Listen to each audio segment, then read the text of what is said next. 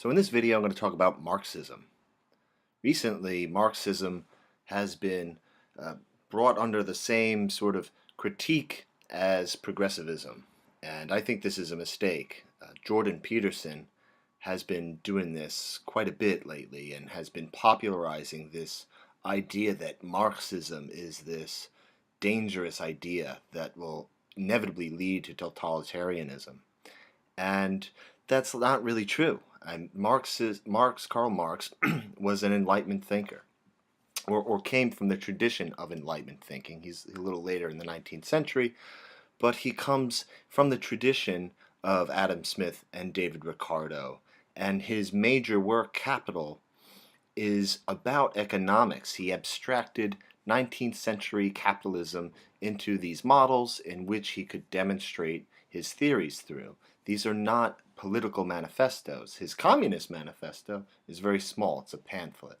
And so we cannot blame totalitarianism, communism, on Karl Marx, in my view.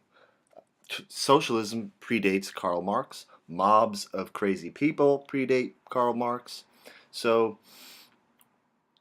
to attribute the atrocities of 20th century communism to Karl Marx is like attributing conflicts arising from capitalism to Adam Smith or David Ricardo. Nobody really does that. These are thinkers, they're intellectuals, and crazy people existed before them and after them.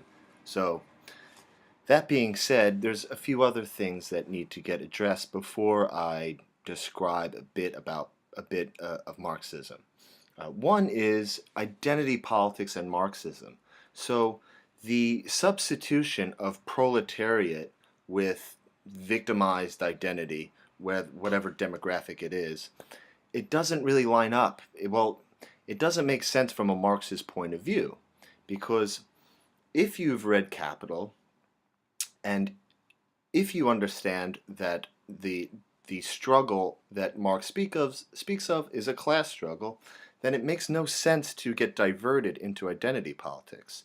You want a sense of the working class unified as wage laborers, and the capitalist class are sort of unified from private property, from collecting and accumulating wealth from ownership.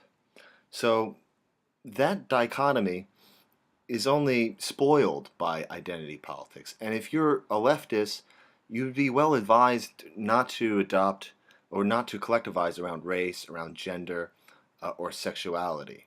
Those are diversions. So let's talk about Marx's Capital, which is his major work.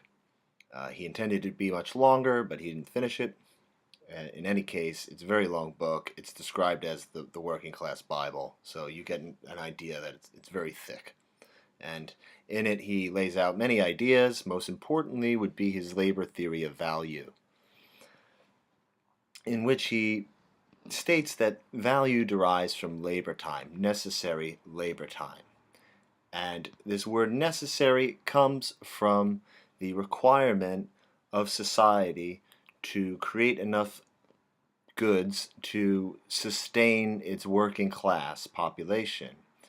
Not so much that they just survive, but also so they can reproduce and have babies and create the next generation of working class people.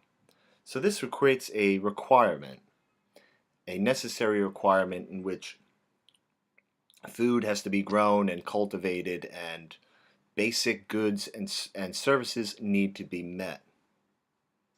So workers need to be paid enough to meet this basic requirement. They're paid through a wage, which correlates to the amount of time they work. And so at some point during the day, at work, as a worker, you create enough value to pay for yourself.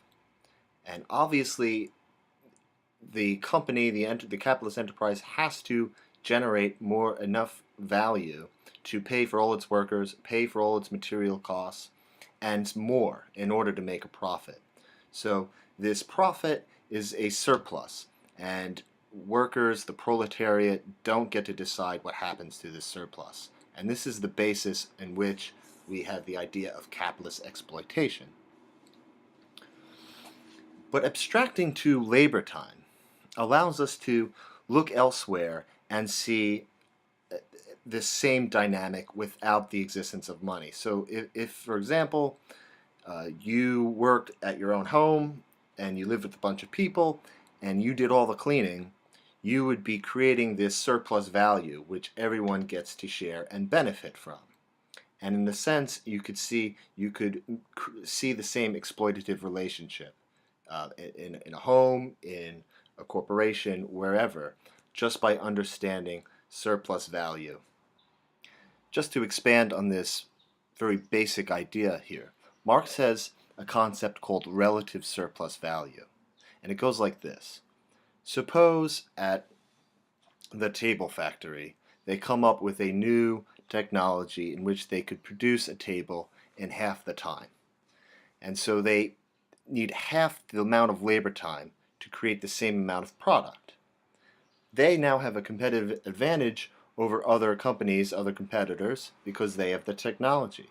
They could lower the price and become more competitive, and they're going to extract twice the amount of surplus value as they were able to before that technology occurred. So there's this constant incentive to innovate and to be competitive. And if you can't do that, if you can't get the most cutting edge technology, you're going to become obsolete and your company is going to fail. This in turn leads to a contradiction where a capitalist is always trying to diminish the amount of work required for their product to be created. And by doing that, they're sort of eliminating the source of value. And this creates a contradiction. And this is one of many contradictions that Marx outlines in Capital. And it's one of the reasons why he believed that it would collapse, that it would reach a climax and evolve into a socialist economy, into a communist economy, and so on. The failure of this, the fact that this has not happened, is one of the reasons why you hear the term late capitalism. Late capitalism is referring to the existence of capitalism in the present day, in which it has clearly adapted in ways that Marx did not see. Ralph Nader would very often quote his father, who would ask, "Why will capitalism always exist?" And then he would answer, "Because socialism would always bail it out." And you see the logic here. Socialism doesn't change the social relations that are critiqued under the Marxist lens. With socialism, you still have wage labor. The workers don't collectively own the company that they work in. They don't share the profits. They don't collectively vote and determine how those profits ought to be shared. And that's why there's still an exploitative relationship. And then a negotiation after the fact, after wealth has been distributed through pay. Then workers can get together, unite as citizens, and ask that corporations be taxed more for other government services, etc. So that's the realm of socialism. It goes hand in hand with capitalism, and it does not address the exploitative relationship that Marxists address in their critique of capitalism.